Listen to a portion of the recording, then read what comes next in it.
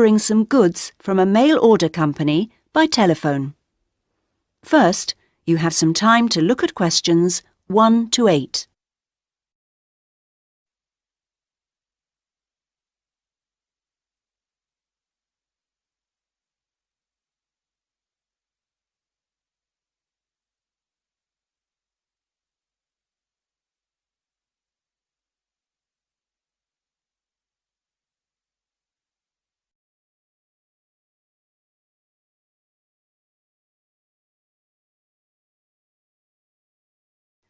Listen carefully to the first part of the conversation and answer questions 1 to 8. Cosmic Home Delivery. My name is Gary. How may I help you today? Hello, I'd like to place an order. Certainly, madam. I'm afraid our computer system crashed earlier today. I'll have to take the details down on paper and then enter them later when it's been fixed. Is that okay? Yes, of course. So, can I take your name, please? Yes, it's Alexandra Hornby. Sorry, could you spell the surname for me? H... Yes, then Ornby. Oh, fine. And then your address. That's number 28 Wood Road, which is in Ilford, ILFORD, and that's near Northchester. The postcode's NC1 2FR. Thank you. And do you have an account with us?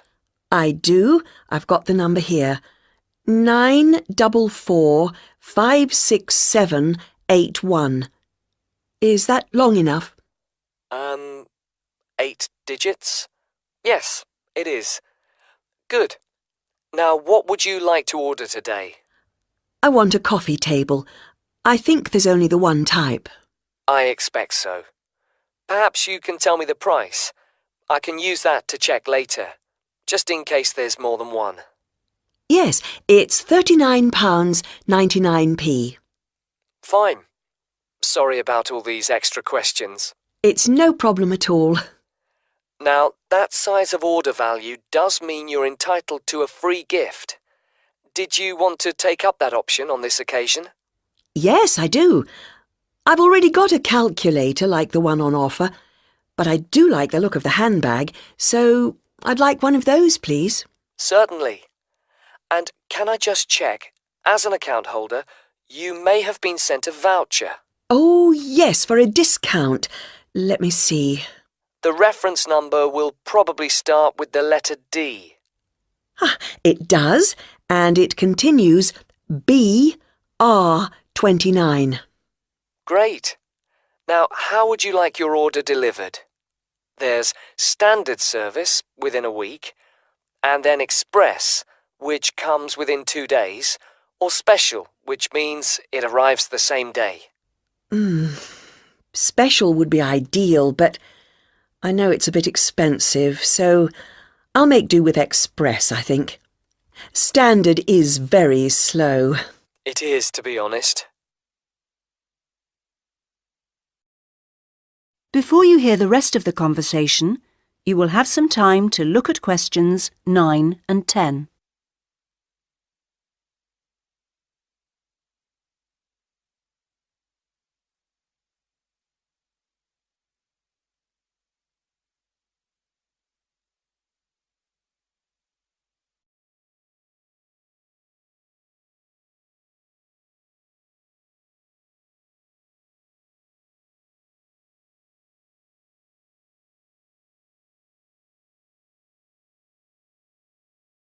Now listen and answer questions 9 and 10.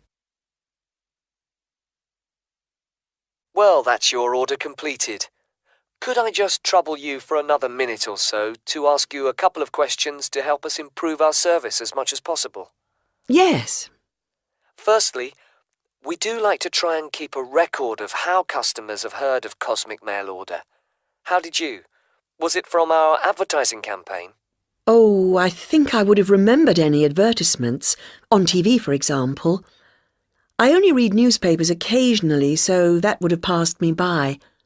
A friend of mine had been using you for years and encouraged me to give it a go, so I looked on the internet to find you to see what was available on the site. That's great, thank you.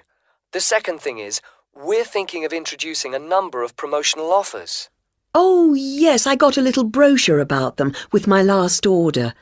I've got the list here. So can I ask which ones appeal to you? Well, let's see. There's quite a few things here that don't really apply to me, actually. For example, my mobile phone bills are so low that I hardly notice them. Likewise, they shut down the local cinema. I do enjoy a meal out, though, so that discount could be of interest. And I like to get away at weekends when I can, and some of the places you want to visit are expensive, so it'd be lovely if they became cheaper. As for planes, well, I haven't been abroad for a while now, and in any case, I prefer the train where possible. Fine. Well, thank you very much for your time. Not at all. That is the end of part 1. You now have half a minute to check your answers.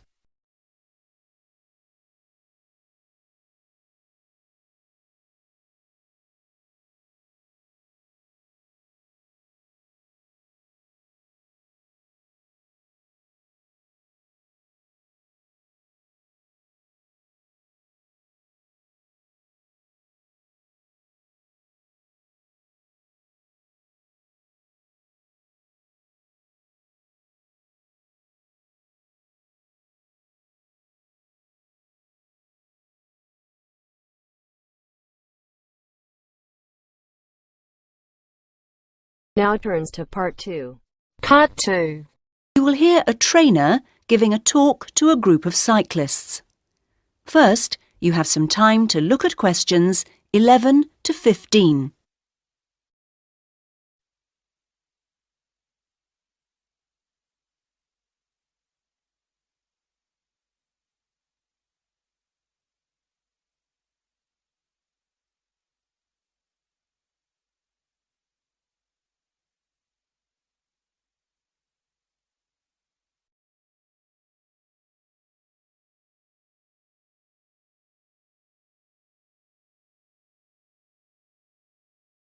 Now listen carefully to the first part of the talk and answer questions 11 to 15. Hello everybody. It's nice to see that so many of you made it, even on an evening as rainy as tonight. OK, now, whether you're new to cycling as a sport or are returning to it after some years' absence, I'll just go over a few basic points. Now, race preparation is a complex business and there are many factors to consider. The first area of concern is mechanical. Now, this involves the machine itself, that is, your bike, and also, no less importantly in fact, clothing. This will protect your body and aid your performance, providing you wear the right kit. The next area to concern yourselves with is the mental. This is you as a person. You can have the best bike in the world, but you won't get the most out of it if you don't have the right mindset. So, tactics are important to consider. Another factor which is essential to a good performance is determination. You need to feel this so that you can really push yourselves to your limits. To accompany this, you also need knowledge of your bike, yourself, physics, other riders, the course, and so on. Finally, strange though it may seem after all I've said so far, you need relaxation. If you can't switch off sometimes, you won't get to recharge your batteries. OK, and that takes us on to the physical side of race preparation. The first and perhaps most obvious aspect of this is training, and we'll come to some of the details of that in a minute. Another important aspect to pay attention to is diet, and you'll soon find that if you don't eat well, you won't see yourselves performing as well as you might. Then there's also the question of style, and you'll need to learn to develop the most effective ways for each of you to deliver your performance. And the details of this depend on which kind of event you're competing in. And finally, you need to take body care into account. You need to stay healthy in order to be able to give of your best. Right, those are the basic ingredients of race preparation. Before you hear the rest of the talk, you have some time to look at questions 16 to 20.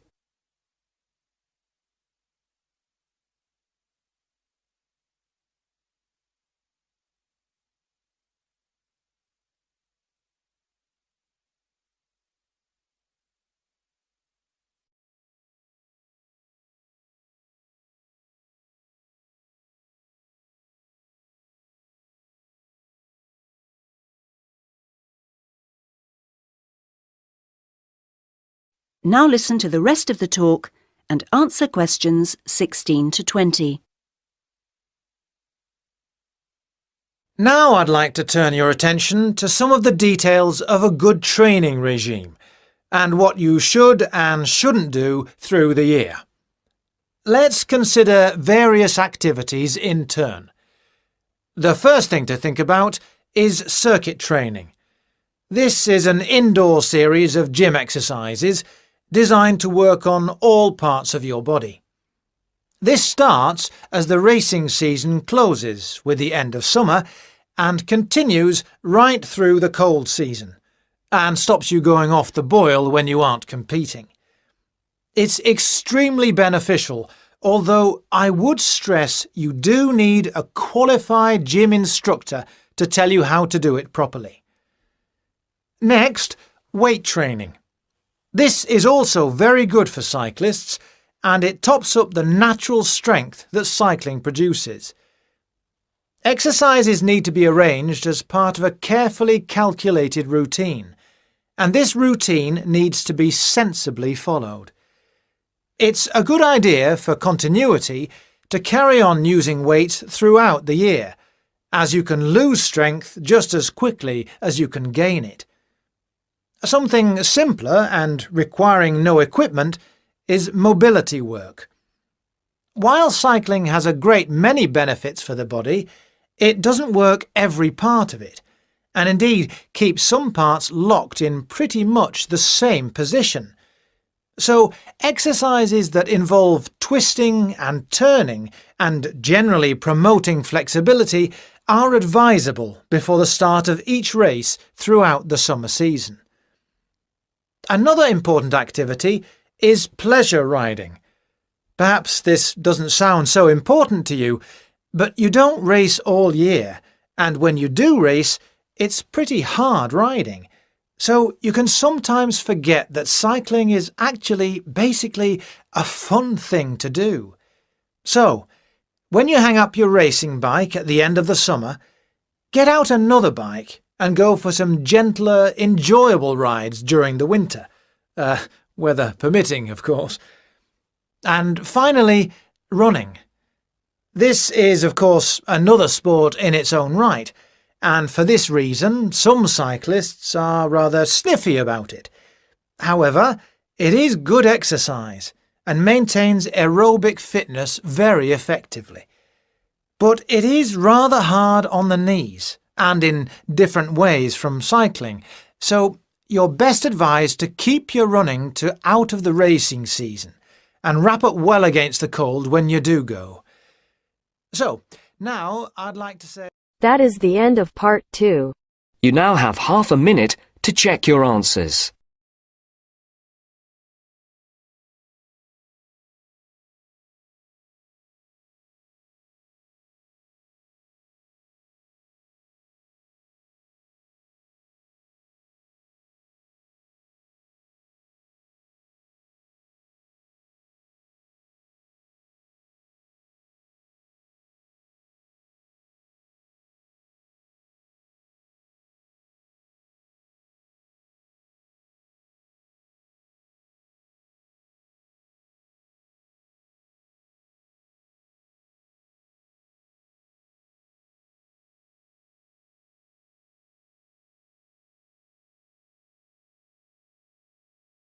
Now turns to part 3. You'll hear a conversation in a university student services office. First, you have some time to look at questions 21 to 25.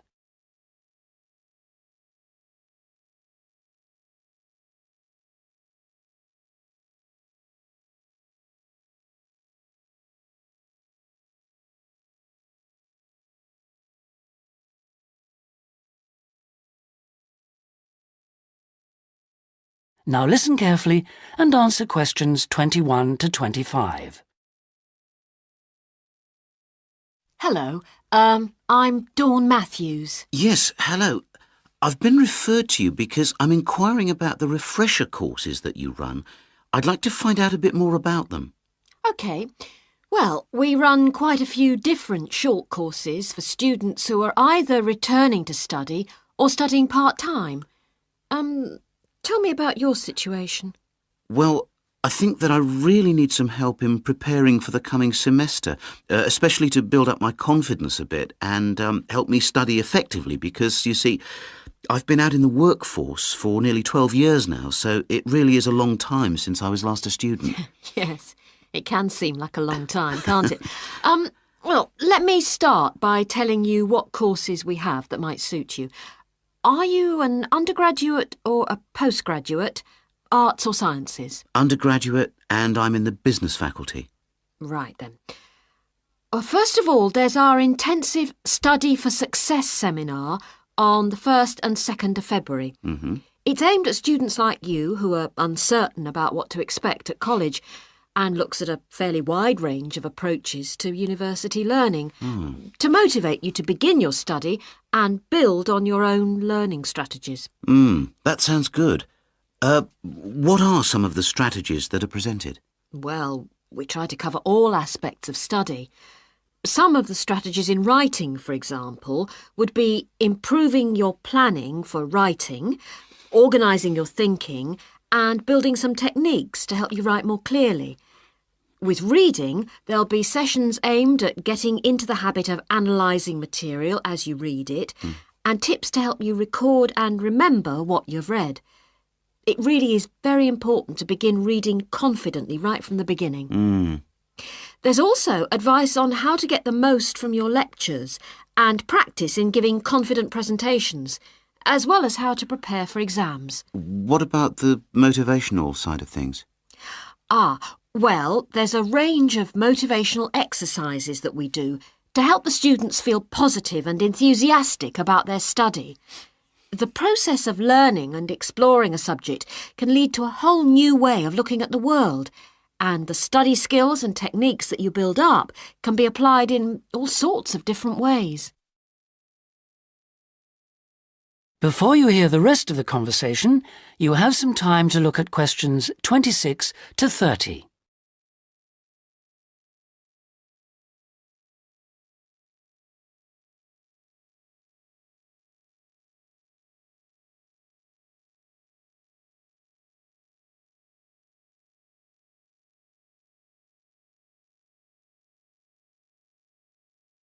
Now listen and answer questions 26 to 30. Actually, I'm very excited about the whole thing of taking up studying again, but, you know, I'm a little nervous about whether I'll manage to get everything done. I suppose it's the same for all mature students. Of course it is.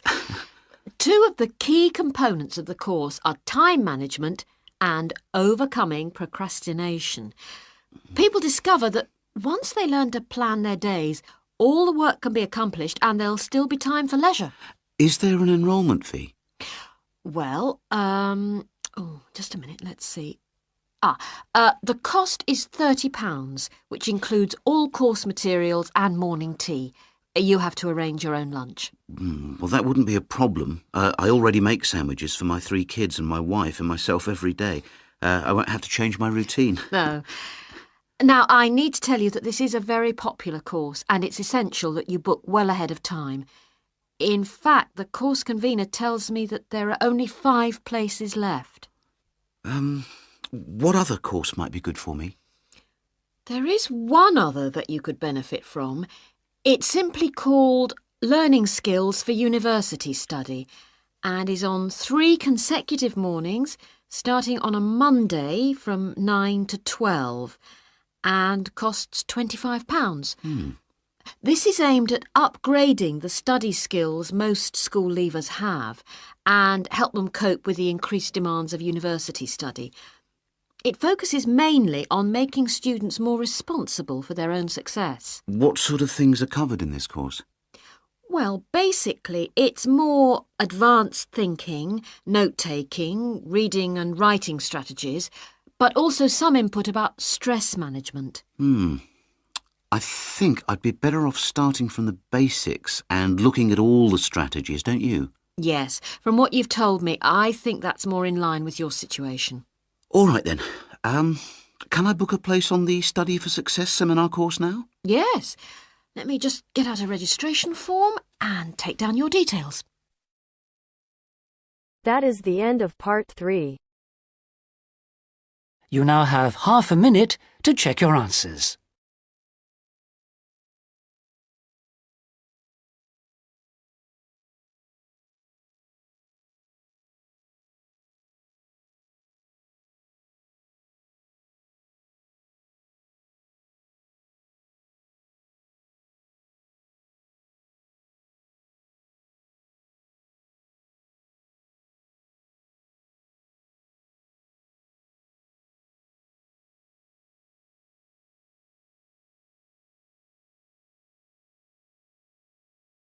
Now turns to part 4.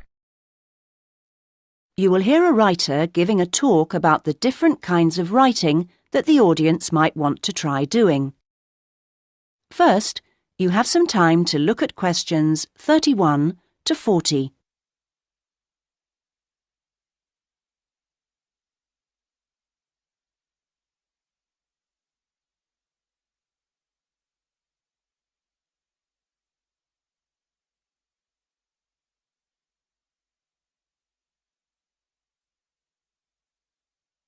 Now listen and answer questions 31 to 40. So, I'm now going to say a few words about the various different kinds of writing you may want to consider. Each has its own challenges and rewards, and it's really a question of seeing what suits you best. There are no rights and wrongs here. Let's start by considering the short story. Remember that a short story isn't just a very concise novel. There are 3 basic styles: the story itself, the slice of life section, and the surprise type, and all of them are equally valid as treatments of the genre. When producing a short story, you don't have time for a slow build-up of interest, so you need to get in there straight away and begin with a crisis. Then there's non-fiction, which can sell very well, with biographies in particular frequently hitting the bestseller lists. It's important, however, to be sure your chosen topic is genuinely interesting to people, and you know enough about it to do it justice. So when you're submitting your idea to a publisher, it's worthwhile to give them details of specialist knowledge you have. What about articles? Now, this is a very wide area, of course, going from the very learned and obscure to the populist gossip type. Articles based on giving advice are a proven area, and to give them a sufficient focus, you should produce your article for a definite market. That will help to define your purpose. Turning to something different, there's the question of poetry. It's often hard to define what poetry is exactly. Maybe it's easier to say what it isn't. But it should be subtle, so the message of a poem oughtn't to be overly obvious.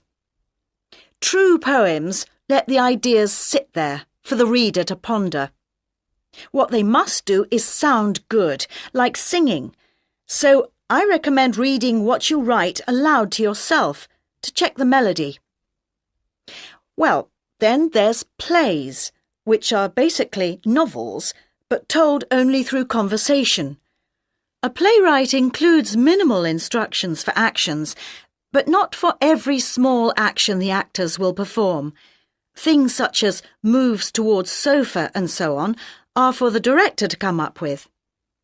If you're thinking of trying your hand at a play, a good starting point would be to educate yourself a little in the art of acting, so that you know what the people who deliver your work can and can't do with it. What next? There's radio, of course. Radio uses an enormous range of material, and the BBC Writing for Radio Handbook contains information about all of this. To begin with, I suggest regional stations for sending your stuff to. The competition for national radio is extremely high. OK, another interesting area is children's literature. Now, very few, if any, children's books are published without pictures, but this doesn't mean that you, as writer, have to draw them. That's for the illustrator. What you do need to do is be clear who you want to write for. So fix on one age group, and then aim your stories at that.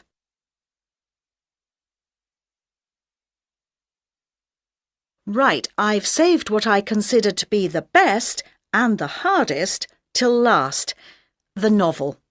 Very long and very difficult to do well, but certainly not impossible, as any bookshop shelves will confirm. One of the first things to decide is from what point of view you will tell your story. A popular choice is the first person, and this technique certainly gives a sense of immediacy for the reader, while many new writers find it easier to project themselves into their main character if they can write in his or her name. But that assumes, of course, that the main character is somehow like the writer, which may or may not be the case. Meanwhile, if your book is all narrated by I, you can only put into your story things which are experienced by that character, which may prove to be rather restricting. Now, there are all sorts of pitfalls for the novelist, and many of them relate to the issue of providing a balanced narrative. Every time you introduce a character into the story, you have decisions to make. Of course, you want to populate your landscape with a variety of people to maintain interest, but don't feel you have to decorate every one of them in elaborate detail. The same goes for irony. All too often, an inexperienced writer will create a strong ironic situation and then spoil it by spelling out what they mean by it, as if readers were too stupid to understand. A few contrasting details should serve to make the point clear. A big challenge for new novelists is dialogue. What is the relationship between conversation as people really speak and as it is in novels? Well, it depends. If you recorded actual conversations and copied them straight into your narrative, readers would get confused and bored, all those unfinished sentences going nowhere. On the other hand, you don't want to write out page-long utterances by characters, as these will seem unrealistic to an extreme, but you can insert minor descriptions and actions to vary the pace and add interest. Well, I hope what I'm saying is encouraging and not too off-putting about the various difficulties. Are there any questions at this point? That is the end of part 4. You now have half a minute to check your answers.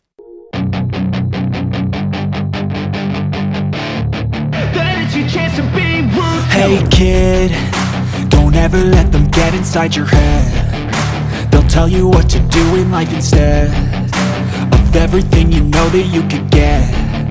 Don't let them guide your life towards regret. I'll fight for what I love with every breath. My past is filled with things I won't forget. I use them all to push me to my best.